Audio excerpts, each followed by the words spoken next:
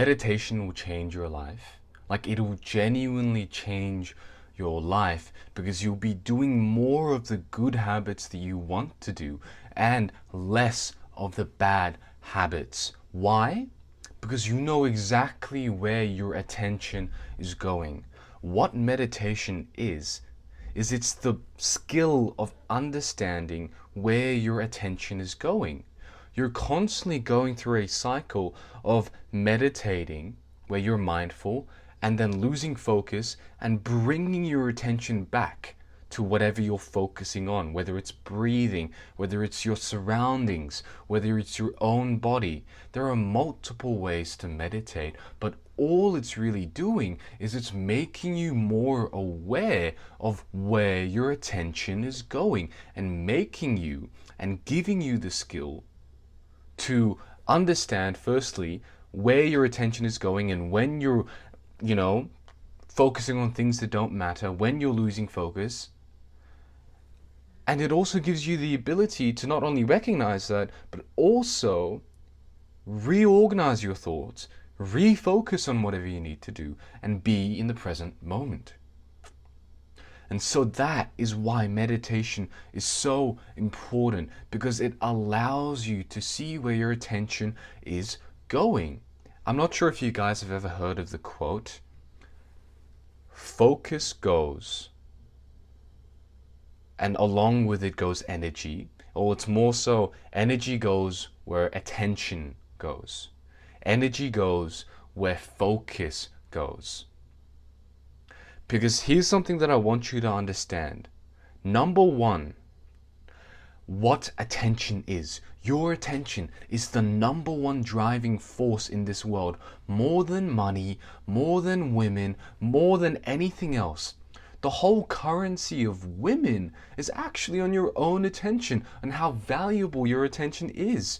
And so, what I want you to understand is that attention is life force. Energy goes where attention goes.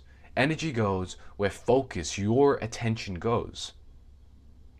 And so whatever you focus your attention on, you get more of in your life. Does that make sense? Because you're putting energy into it. As a result, a direct result of you focusing on something, you're putting more energy into it. This includes your thoughts. And this also includes actions in your life. And I'll explain to you why it's so important to actually know where your attention is going, know where your focus is going, and to ground yourself in the moment. It's because when you focus on negative things, you get more negative things in your life because you're putting energy into it. You're focusing more on it. And so here is the problem that a lot of people have. And it's called a thought-nado. It's when I want you to understand that the only time we both can agree, any action can be created, any sort of change can be created, is in the present, right? What a thought-nado is when you're going into the past on decisions that you regret, on things that you did or should have done. And you're putting all your focus and your energy into a state, into a period of time where you can't actually do anything. So your mind is vicariously living in the past when your body is just here. Almost like you've gone into some sort of simulation and your body is just frozen and you're thinking about this in the most extreme way. And so you actually don't have any sort of agency in the past because you can't change it. You can't actually do anything about it. And you start to feel regret and you start to create despair and you start to actually manifest hopelessness in your life. You manifest regret and you manifest a sort of lack of power because you can't actually do anything about that, can you? The only time you can do anything is in the present. That is why meditation is so important. And it's true for when you think about future scenarios, where you think about the millions of things that you have to do. Oh, can I do this? Can I do that? Ah, maybe I'm not good enough to do this. So for that reason, I'm not going to even try. I'm not going to do this because I'm going to be bad at it. I'm not going to do this because other people will judge me. And guess what? Not only have you stopped yourself, your future self, from doing something, you've once again created powerlessness in your brain because you've vicariously gone from the present to an imaginary land in the future, some imaginary situation, some imaginary thing that hasn't happened.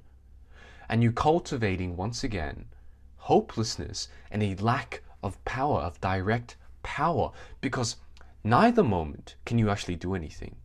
But both moments create hopelessness and frustration. And when you're frustrated, as men, when the only time when we're frustrated is when we can't do anything. And so if half of your life you constantly think about things that you can't do, what do you think you get more of in your life? What do you think you get more of when you focus and you put energy into these things? You start to feel more powerless. Because not only have you halved the time that you can actually create change in your life because you're not in the present, but you're also changing your own physique, your own body, your own mind to the point where you always regret and you always worry. These are not masculine traits. These are not good traits to have in life. These don't make you happy. These don't actually help with any sort of goal that you have.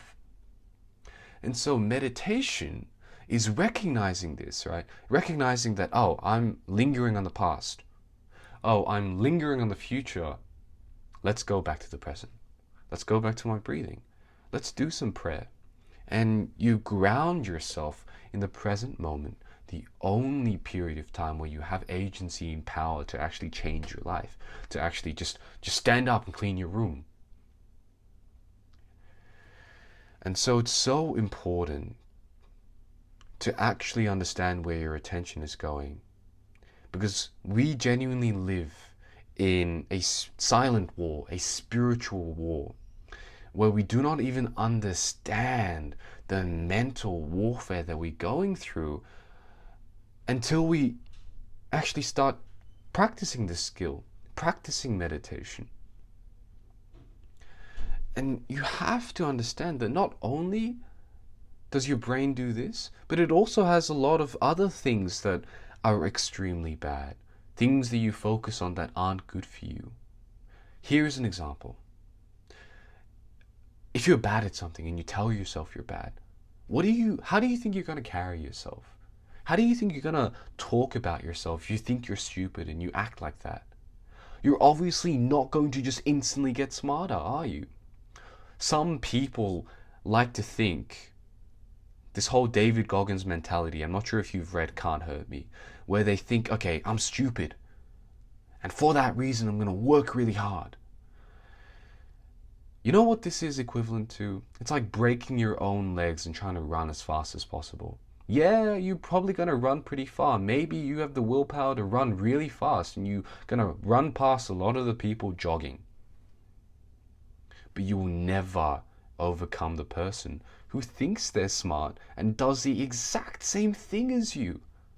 They're going to go so much further. Think about it. Between the version of you who thinks they're dumb, the version of you who thinks they're smart, the version of you who thinks they're weak, the version of you who thinks they're strong, fast or slow or this or that, who do you actually think will achieve more in their life?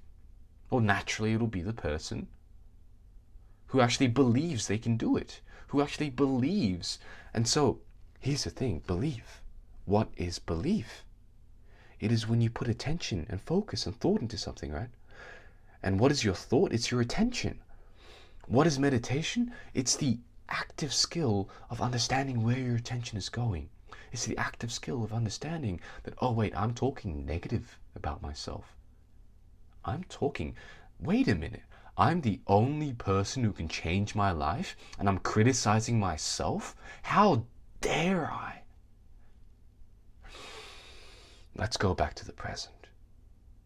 And so people think that affirmations are stupid, like as if As if you're not affirming things in your life already. As if you're not affirming things subconsciously about how you act, about what you do, about how you do things in public. Oh, I'm not the type of person who approaches a girl on the bus. I'm not a person who does this. I don't like doing push-ups. My elbows hurt. And it's like, what? What are you talking about? This is so crazy because the world at all times is trying to infiltrate your brain through social media, through the media, through movies and everything else to make you think that you're supposed to be this nice guy, to make you think that love exists, to make you think that you should act in this way. You should be a nice guy. You should do this. You should just get like whatever you need to do. You can watch a movie and watch porn and play video games. And the problem is you have to understand, right? This is the active skill of critical thinking. You have to understand why they want you to think in this way, why your attention is being led into these different factors. It's all for money at the end of the day. You'll understand that it's all for money because here's the thing, being immature, being impulsive, not understanding where your attention, your thoughts are going is extremely good for the economy because when you do this, you're more likely to be an impulse buy. You're more likely to get that subscription, you're more likely to buy that video game, and you're circulating money into the system. So every single video game, every single pop star actually, at least the big ones that we know right now, Cardi B, Kanye West, Drake, all of these characters, or most of them that have a big label behind it, they're all trying to make you immature. What do they all talk about in their songs? Money, drugs, like bitches, and that's it, isn't it? And it's the very immature. They want to keep you immature. They want to keep you in peril. That's what also media is doing. It's trying to make you despair at all times. Make you think that the world's going to end. Make you go away from your present moment where you're mindful of your situation, where you're at peace, and remove that peace from your life. How could they do that? I want you to understand that the reason why meditation is so important is because everyone is trying to steal your attention away. Not only are they trying to steal your attention away, they're also trying to brainwash you at all times. And most of them have succeeded. They've broken your brain into scrolling, into doing these things. I've gone through this. I still do. And it's so hard to actually do anything to combat any sort of attention grabbing mechanism when you're not meditating. The reason why you relapse is because you don't understand where your attention is going, and only after do you think, I shouldn't have done that. What meditation is, and why I say it'll stop you from doing the bad habits, is because you're more aware of where your attention is going. So when you're about to do the bad habit, you go, okay, I'm going to go for a walk. That's actually a tip I'd give. If you think that if you're gonna do the bad habit, if you're in your room, then go outside.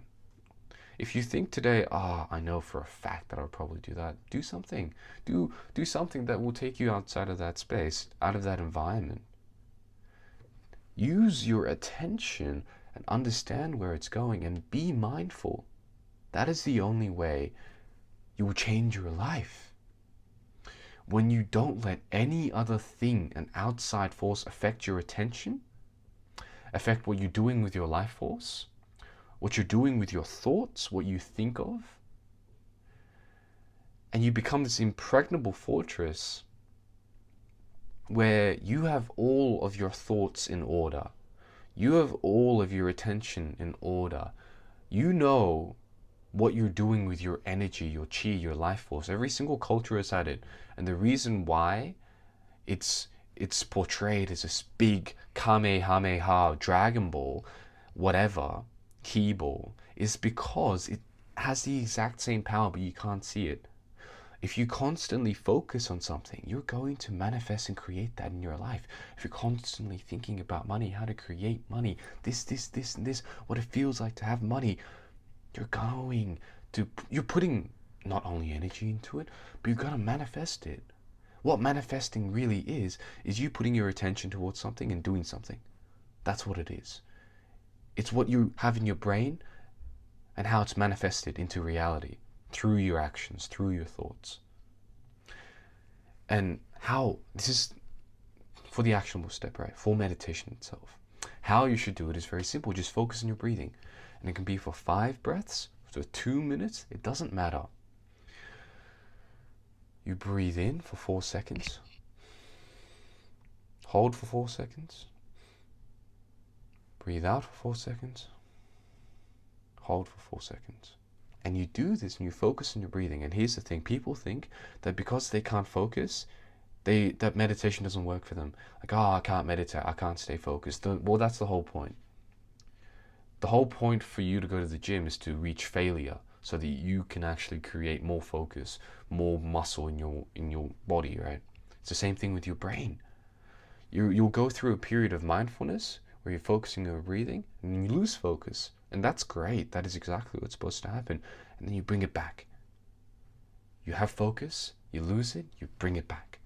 You have focus, you lose it, you bring it back. It's an active, mindful rep for your focus. And that is exactly why I really recommend everyone actually meditate. Because this is all just objective reality, in my opinion. Right? Then it's subjective, blah, blah, blah, blah, blah. You can talk about all that stuff, but this is really how the world works. Anecdotally, I'm telling you, my life has only increased in quality when I've meditated because I'm more aware. And even Hamza recently has done this. He's realized that this whole idea of the hormozy, wake up and just work, doesn't work. You'll actually have more, like genuinely more quality of life when you do these good habits instead of just working straight away. When you meditate, it's good for you because you understand where your attention is going. You're more mindful, and when you're more mindful and in the present moment, you have more control of what you can do. You're in the only moment where you can create action in life. And so that is how you can change your life forever. I hope this video was insightful. I hope that you found it useful. And I hope to see you guys next time. Subscribe, like. If you like this video, I'm going to be creating one every single day. So keep watching, keep commenting. I watch and see the comments that you guys send. I can make videos on whatever you need to because I care. I want the world to change for the better.